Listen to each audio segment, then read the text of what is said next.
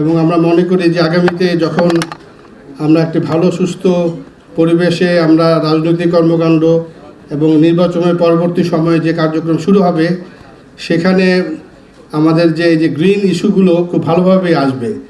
আমি যেহেতু সরকারে আছি এবং মাননীয় উপদেষ্টা মহোদয়ের সাথে কাজ করছি, বলতে গেলে অনেক বছর যাবৎ মাননীয় উপদেষ্টা প্রায় গত 29-30 বছর উনি কাজ করছেন এবং ফাইট করছেন বলা যায়। She has been fighting for climate justice, environment justice for long time. সরকারের ভিতর থেকে আমি চেষ্টা করেছি ওনার সাথে কাজ করে কিছুটা পরিবর্তন আনা যায় কিনা। এজন্য সিভিল সোসাইটি এবং আমাদের যারা এনভায়রনমেন্টাল এনজিও আছেন, অ্যাক্টিভিস্ট আছেন, তারা মাঝে মাঝে আমাদের ডাকতেন। তো আমি সাহস করে সরকারের পক্ষ থেকে যেতাম এবং বিভিন্ন ইস্যুতে কথা বলার চেষ্টা করতাম। আমাদের টেন্ডেন্সি হলো যে আমরা ব্যর্থতা স্বীকার করতে চাই না। যখনই আমাদের কোনো সমালোচনা হয় আমরা খুব ডিফেন্সিভ হয়ে যাই।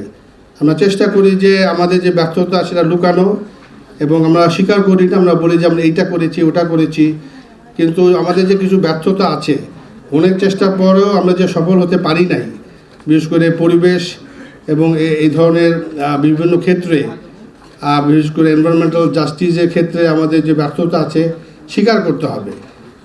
আমাদের রাজনৈতিক যেটা আমরা বলি পলিটিক্যাল মাস্টার, ওনারা যদি সদিচ্ছা পোষণ না করেন এবং ওনাদের কাছে যদি পরিবেশ, জলবায়ু পরিবর্তন এই বিষয়গুলো যদি ওনাদের প্রায়োরিটির মধ্যে না আসে, তাহলে এটা রাষ্ট্রের প্রায়োরিটি তো আসবে না। এবং রাষ্ট্রের প্রায়োরিটিতে না আসলে যেটা হয় তাই হয়েছে এতটা বছর। পরিবেশ বিষয়, বিশেষ করে আমাদের তো পরিবেশ সংরক্ষণ, উন্নয়ন, জীববৈচিত্র্য সংরক্ষণ, ক্লাইমেট চেঞ্জ এই বিষয়গুলো বাইরে থেকে দেখলে একরকম, কিন্তু সরকারি গিয়ে এটা বাস্তবায়ন করা কি কঠিন একটা বিষয় এবং খুব কমপ্লেক্স একটা বিষয়। এটা আমার মনে হয় যে আমাদের উত্তর সিটি কর্পোরেশনের সম্মানিত প্রশাসক মহোদয় বলবেন যে আমাদের এই 17-18 কোটি মানুষের দেশে যে চাপ, এবং একটা বিষয় তো স্বীকার করতেই হবে যে জাতিগতভাবে আমরা কিন্তু সুশৃঙ্খল জাতি না এবং আমরা আইন মানার জন্য খুব একটা অভ্যস্ত না। যেমন পরিবেশ অধিদপ্তরের আওতায় 3টা পূর্ণাঙ্গ আইন আছে যেটা আমরা বাস্তবায়ন করি, 10টা পূর্ণাঙ্গ বিধিমালা আছে যেটা আমরা বাস্তবায়ন করি। সমস্ত ক্ষেত্রে আমার কিন্তু আইন এবং বিধি আছে, সেটা অনেক ক্ষেত্রে প্রয়োগ করা যাচ্ছে না। এটা বাস্তব কারণে এবং আমাদের এই যে পারিপার্শ্বিক কারণে, জনসাধারণের কারণে আমাদের যে চাপ, এই চাপের কারণে যে চাহিদা তৈরি হয়েছে সেটার কারণে।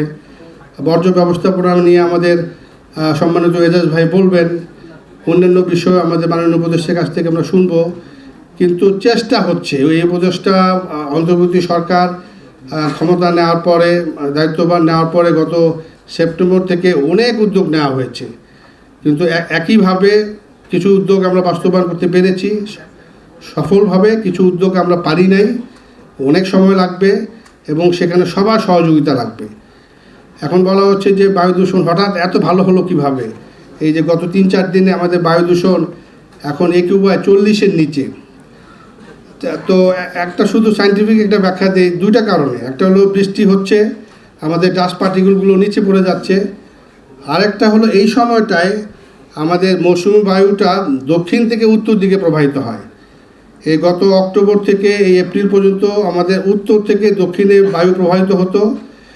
উত্তরে একটা হলো উত্তরের বাতাসগুলো, একটা হলো বিভিন্ন ধরনের কনস্ট্রাকশন, তারপর আমাদের ইটের ভাটা, বিভিন্ন ধরনের যে বিষয়গুলো তো আমাদের শীতকালে ঘটে, সেগুলো আমাদের পূর্ণদমে চলে। আর একটা হলো আমাদের উত্তর দক্ষিণ থেকে একটা বড় একটা বায়ু দূষণ, যেটা আমরা বলি যে আন্তর্দেশীয় দূষণ, ট্রান্সবাউন্ডারি এয়ার পলিউশন, প্রায় 35 ভাগ এইটা এই সময় ঢুকে বাংলাদেশে উত্তর পশ্চিম দিয়ে একটা আমরা বলি ডিগ্রেডেড এয়ার শেড, একটা দূষিত বায়ু স্তর বাংলাদেশে ঢুকে এবং অক্টোবর থেকে এপ্রিল পর্যন্ত এটা অব্যাহত থাকে। এখন যেটা হচ্ছে, এখন বাতাসটা দক্ষিণ থেকে উত্তরে আসছে, অর্থাৎ দক্ষিণের বঙ্গোপসাগরে ভালো বাতাস এখন বাংলাদেশে ঢুকছে। এটা একটা ভালো ইম্প্যাক্ট তৈরি করছে। আর একটা হলো বৃষ্টি হচ্ছে। তো বায়ু দূষণ নিয়ে আমি বেশি কিছু বলবো না, কিন্তু অনেক চেষ্টা হচ্ছিল এবং যেটা বলে যে আন্তঃমন্ত্রণালয় সমন্বয় একটা বড় অভাব, সেটাও আমাদের মাননীয় উপদেষ্টা অনেক চেষ্টা করেছেন। উনি একাধিকবার আমাদের 3-4 উপদেষ্টা মহোদয়কে নিয়ে বসেছেন, তারপর একটা টাস্কফোর্স কমিটি করে দিয়েছেন এবং উনি মনে করেছেন যে এই টাস্কফোর্স কমিটি যদি স্থানীয় সরকার মন্ত্রণালয় না থাকে তাহলে এই আমাদের শহরের বায়ু দূষণ কমানো যাবে না। পরিবেশ যদি খারাপ থাকে আপনার কোয়ালিটি অফ লাইফ নষ্ট হয়ে যাবে, অনেক অনেক কম হবে। তো মানুষের জীবনে যদি কোয়ালিটি অফ লাইফ যদি কমতে থাকে, যদি আমাদের যদি ডেটোরিয়েট করে, তাহলে তো আমাদের কিছুই থাকলো না। এই পয়সা দিয়ে আমি কী করব?